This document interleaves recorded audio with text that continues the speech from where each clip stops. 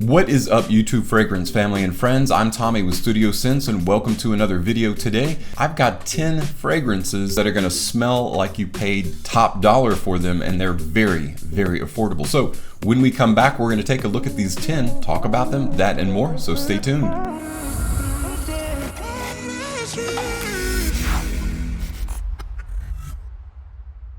Welcome back, everyone.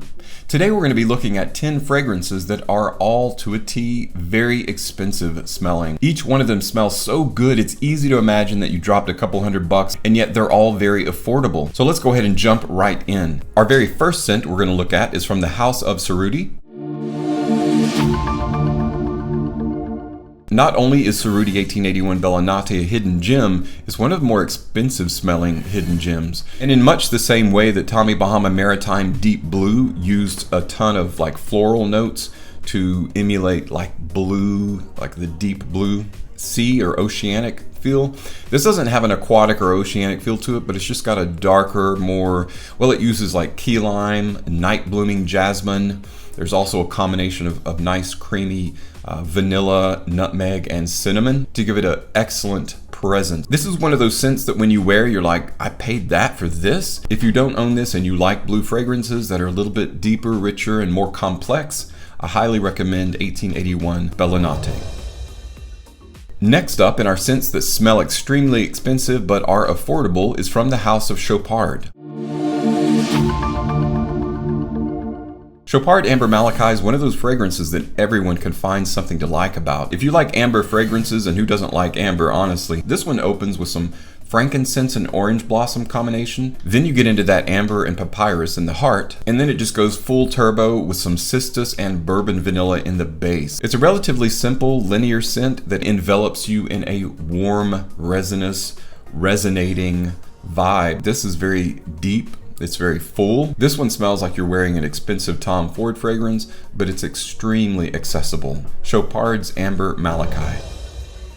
Next up is a fragrance that I consistently stand by as one of the better fragrances that are very cheap, accessible, but smell very expensive. It's from the house of Bentley.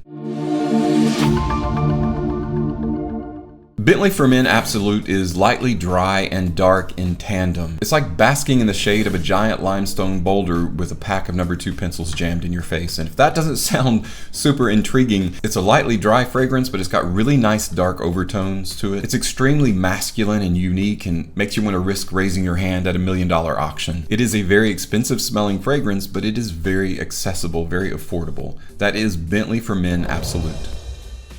Our next fragrance comes from the house of Alfred Dunhill. They say money talks, but that doesn't always mean it has to be loud. And in the case of Dunhill Custom, its subtlety is where it gets you. Like a scent assassin, you will never smell it coming. It comes at you in a very nice, fruity, lightly apple open. Goes straight to some black pepper that adds volume into a frankincense and cedarwood base. This is one of those fragrances that you smell and you're like, it's okay, but then you wear it and you're like, I kind of like this. And then the more you wear it, the more you realize that you really like the fragrance, and it's ridiculously cheap. Dunhill Custom smells like you easily chunk down $120 for it, and it is a $20 fragrance. I really enjoy Dunhill Custom. I think you will too. It's one of those that you can wear for any occasion, any time of year. Our next scent comes from the niche-like designer house Lavalier. Encre Noir All Extreme is my favorite of the Encre Noir line. Very similar to his brother, but he's a bit more boastful. He also has the moxie to back it up. Putting his money where his atomizer is, Encre Noir All Extreme is subtle yet murky. It's a little bit bashful yet boastful. That's what I really like about it. It's like looking at one of those 3D decals. It's a little bit different each time you smell it, each time you experience it. It's got heavy vetiver, very inky elemi, and a very frank incense. Little joke there. With a tag team of sandalwood and patchouli in its base, it'll make you think you've overstepped your budget and spent way too much on something that you spent very little on. Encre Noir All Extreme may smell like old money, but that old money is in the dark recesses of a very expensive wallet. If you haven't tried this one, you'll be amazed at how deep, dark, rich, and alluring this is. Encre Noir All Extreme. Our next affordable but very expensive smelling scent comes from Jesus del Pozo. From his Nights collection, Gold Cedar Nights is a wonder of a fragrance. Cinnamon, coffee, nutmeg, amber, praline, vanilla, and of course cedar wood mixed in there. It's like finding light at the dark edge of a cedar wood grove. This isn't a sweet fragrance, but that sweetness that exists is like the proverbial carrot at the end of the stick. Your mind reaches for it and is left wanting, and I think that's the trick of this fragrance and what makes it so magnetic. It's really hard to get your nose out of this one. Again, it's one of those fragrances that works in tandem with light and dark, so there's some weight to this, but it's also very light on your skin. It's super wearable. Absolutely supremely rich smelling fragrance, very niche-like quality. This fragrance smells like you spent about 350 bucks on it. And if someone smelled this and you told them that's what you paid, they would be like, I can see why, 45 bucks. It's amazing. This is one of my favorite out of the Night series. There are a few more that are really good. By far one of my favorites is Gold Cedar Nights. Our next expensive smelling but very accessible fragrance is from Hane Mori. This is him, the Eau de Parfum version, capital H, lowercase I, capital M. It's an unusual way to smell the fragrance, to spell the fragrance, but it's also an unusual scent. This is one of those fragrances that leads your nose. It's extremely captivating. It definitely smells like you spent a lot of money on it. You've got fig, teak, cedar, fir, violet. There's amber in here, there's vanilla in here, but what there isn't is tobacco. But it really feels like a tobacco fragrance. That's what's unusual about it. It's got the weight. It's so well blended and so well crafted that you feel like you're wearing an expensive tobacco-based fragrance. Extremely accessible, great for cool weather, but can be worn anytime. Hane Mori's hymn is rich in both contexts of richness, and it feels and smells like money.